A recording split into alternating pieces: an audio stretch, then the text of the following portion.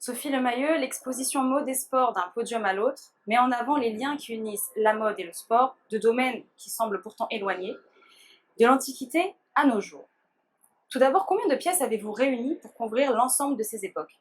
Dans l'exposition mode et sport, ici, qui est assez importante, on a 450 œuvres qui sont présentées. Et ce sont à la fois des vêtements, bien sûr, mais aussi des peintures, des sculptures, des céramiques, des dessins qui viennent mettre en contexte tous ces vêtements. Quel fil conducteur suit l'exposition? Alors pour montrer tous ces liens entre la mode et le sport, ce qui nous a conduit ici, c'est de montrer la quête du confort dans la mode qui va en grande partie passer par le sport. Et donc c'est vraiment le fil principal de l'exposition et auquel d'autres thématiques se relient et se retrouvent au fur et à mesure, notamment celle du recul de la pudeur, notamment quand on parle des maillots de bain, ou aussi celle de l'émancipation féminine qui va vraiment aussi aller dans le sens du sport. Finalement, la mode a-t-elle toujours eu son importance dans le sport? Alors la mode n'a pas toujours eu son importance dans le sport, c'est vraiment selon les périodes et selon les sports, mais effectivement on remarque que dès le 19e siècle les liens sont extrêmement forts puisque dans des sports individuels comme le tennis et le golf, dans la bonne société de la fin du 19e siècle, c'est d'abord l'élégance qui va primer plutôt que la performance. Donc on va voir des femmes jouer en corset, des hommes porter leur costume plutôt que d'être réellement à l'aise pour gagner. Aujourd'hui, les vêtements de sport, on le voit comme la basket ou le jogging, font partie des pièces de notre dressing quotidien. Ils sont devenus à la mode. Est-ce que finalement c'est ce qu'on appelle le sportwear?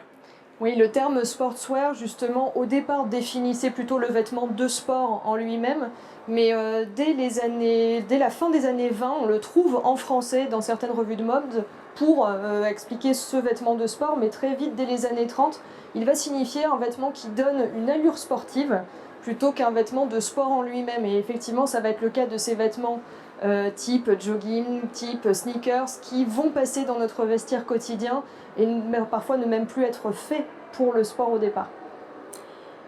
Les maisons de haute couture ont également compris l'importance de proposer des pièces un peu plus sportives à leur collection. Pourquoi, selon vous? Alors, les liens entre la haute couture et le sport sont assez anciens. Dans les années 1920, on voit déjà un grand couturier comme Jean Patou habiller une grande championne de tennis comme Suzanne Lenglen. Et finalement, il y a déjà un échange mutuel entre eux, Suzanne Lenglen étant habillée sur le terrain par lui et elle posant pour lui en tenue de jour pour lui faire sa publicité. Aujourd'hui, c'est quelque chose qui est encore plus vrai et qui s'explique par une sorte d'échange de valeurs entre les deux domaines. Pour la haute couture, faire des vêtements de sport, c'est d'abord s'adapter à un public plus jeune, mais c'est aussi s'approprier les valeurs du sport. Donc par exemple, quand la haute couture fait appel à un sportif ou à une sportive comme Égérie, c'est un moyen de véhiculer de belles valeurs comme l'esprit d'équipe, la persévérance, le fair play, qui font partie du sport, et de les mettre de leur côté.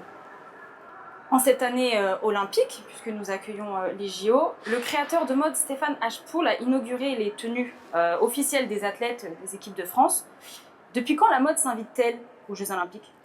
Alors, ce qui est intéressant, c'est qu'à partir du milieu du XXe siècle, on va vraiment faire attention à l'apparence des sportifs aux Jeux Olympiques. C'est tout à fait logique, vu que c'est un moment éminemment politique où chaque pays est en représentation devant le reste du monde. De fait, il faut soigner l'apparence des joueurs, mais aussi des hôtes et des hôtesses pour le pays d'accueil. Et pour ça, l'idée de faire appel aux plus grands couturiers va très vite s'opérer. Donc on le voit par exemple en 1968, au moment des Jeux Olympiques d'hiver à Grenoble, c'est Pierre Balmain qui va habiller les hôtes et les hôtesses. Donc c'est quelque chose qu'on retrouve avec des grands noms comme celui d'André Courrèges aussi en 1972 par exemple, avec Lanvin également.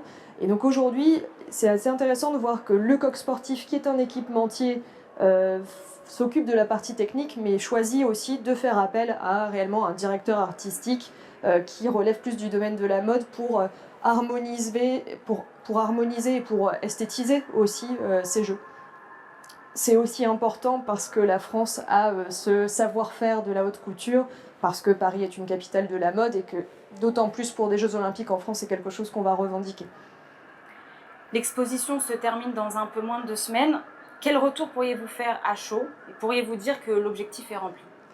Alors nous au musée, on est très contents de l'exposition, d'avoir pu montrer cette grande fresque pour expliquer au public justement cette quête du confort, pour montrer des liens qu'on ne connaît pas a priori, et surtout parce que le public a vraiment été au rendez-vous. Aujourd'hui, on a plus de 250 000 visiteurs qui sont venus voir l'exposition, et surtout beaucoup de jeunes. Et nous, notre but en tant que musée, c'est aussi d'avoir un public le plus large possible et d'ouvrir le musée au plus grand nombre. Et je crois qu'avec cette thématique de la mode et du sport, c'est quelque chose qui a pu faire mouche et qui, j'espère, pourra faire revenir des gens au musée, même s'ils n'y étaient jamais venus.